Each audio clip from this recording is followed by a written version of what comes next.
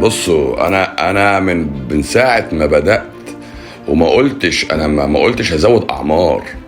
يا جماعه، الاجال دي اجال مكتوبه مقننه، نقطه. انا مش نشاطي تطويل الاعمار.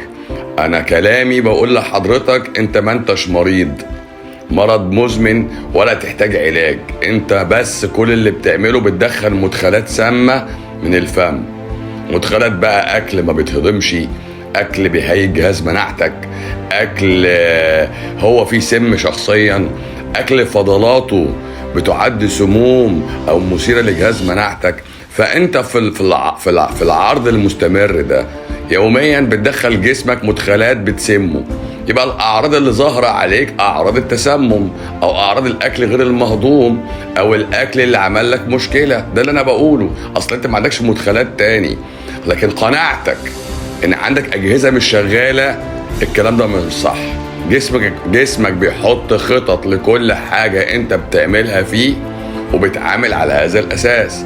بناء عليه بتظهر اعراض عشان تستوب، توقف اللي انت بتعمله عشان هو يرجع يصلح نفسه.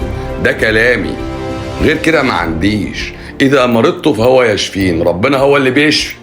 خلاص، ده كلام سهل خالص. بس انت ادي جسمك فرصة يتعافى. طب ده لو مرض الموت، خلاص هتموت، نقطة. تقول بقى ايه؟ انا لله وانا اليه راجعون. لكن هتقعد تألف وتقول الدواء اللي عيشني او ما وقفته موتني، يبقى انت دماغك مش دماغي. اشكرك.